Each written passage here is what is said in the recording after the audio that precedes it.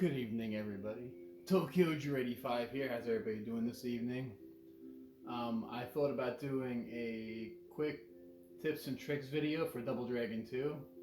I did a little scouting on YouTube. I didn't see too many information on Double Dragon 2 other than just some playthroughs.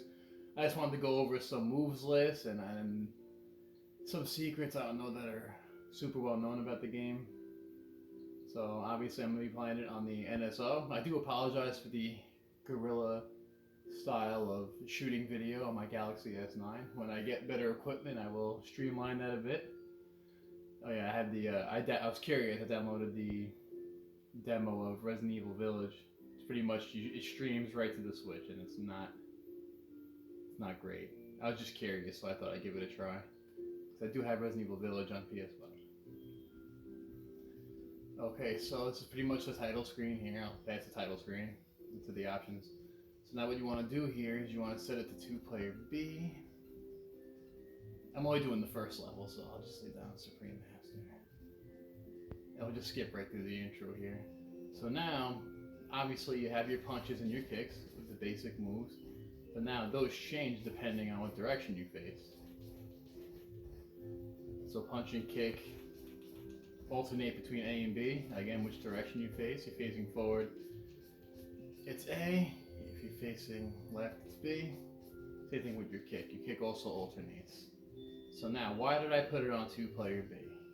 Well, there actually is a way to get free guys in this game, and you pretty much beat the shit out of the second computer player. Let's get him over here. We'll do the level at the same time, so we just gotta push him along here. This is the knee. Give him the old knee. A little rusty. I haven't done it in a while. Let's go. Let's get going. Just gotta move him along here. His life bar will be depleted shortly. But in order to do that, as soon as it does deplete, you'll notice now he's at 2 and I'm at 4. This is the only way to get free guys in this game. And that's the only way I've beaten it, so let's keep on going here. So now, the moves, like I mentioned, the punch and the kicks are pretty self-explanatory. So now the uppercut. So after a jump, when you land, if you punch, it's always going to be an uppercut. See? Doesn't matter if it's a helicopter kick or a standard jump. Again, which is just jump, and then when you land, punch. Jump, land, punch. Jump, land, punch. Unless he punches you, and then it messes everything up. Jump, land, punch. Jump, land, punch. Okay, you're making my job easier. I don't have to fuck him up as much as you do.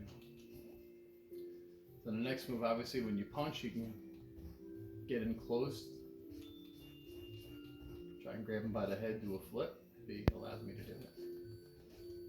So while we're knocking him around, the helicopter kick is just jumping up, and then jump in this game is A and B, unfortunately, and they have to give you some platforming in level 7. So pretty much it's A and B and A and B again. If you do it right, he does the helicopter kick. Another very effective move, especially if you get him in the right situation. Now this move it's in the game. The knee. I call it the knee because it's pretty much a knee right to the face. It's one of the most powerful moves in the game too. So you definitely want to master doing that. That one's a little tricky because you have to come off of a jump, so when you land, so it's jump A and B, land, and then forward A and B. And it's got to be done in pretty quick succession to pull it off effectively. So he's on his last guy. I have 6 guys now. Again, I don't know if that free guy trick was very well known. I didn't know it. I kind of figured it out one day.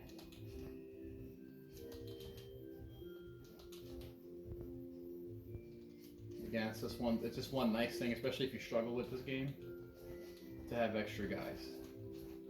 I mean, when you know what you're doing, it's not a terribly hard game, but it definitely has some challenging points. Like I mentioned, level 7 with a little retarded platforming they threw in here.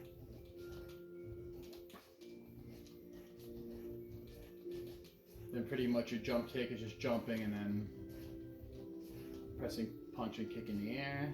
You'll do the jump kick.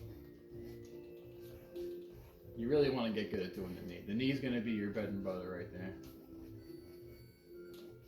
And also the helicopter kick too. Those are going to be your mains. But also too, the jump uppercut is going to be very effective too. Because it's a much easier move to pull off consistently. I'm sorry, buddy. I got to get you the hell out of here because now I'm not going to be able to get up the ladder.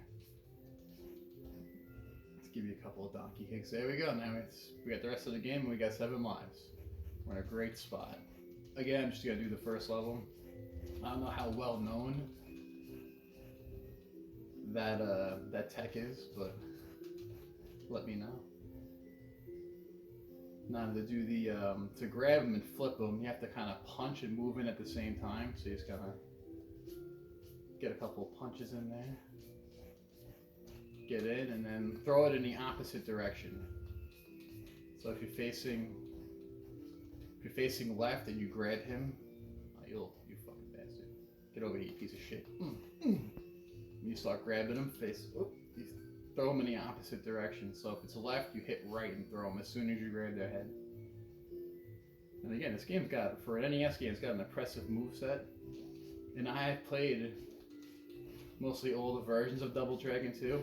And I have the rare PC Engine version of Double Dragon 2. Which is actually a straight remake of this game, which is pretty cool. And the Genesis Double Dragon 2 is just ass cheese. But I will say, I think even between those three, I like the NES version better. The PC Engine one is a lot like this one. Almost like a remake, better graphics, same moveset. Yeah, don't be anywhere near a cliff in this game. Especially, I'm sure you guys all know about the helicopter with the trapdoor. Fucking bastards.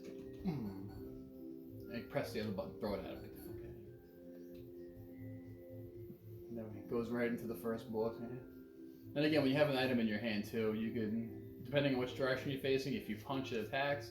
If you use the kick button, he'll throw it. So him, you kind of want to just flank this guy. Just don't start throwing them punches out. Never be in his same linear path. And again, this is why the uppercut is so helpful. And you can just kind of spam him with it. As you disappear and then reappear.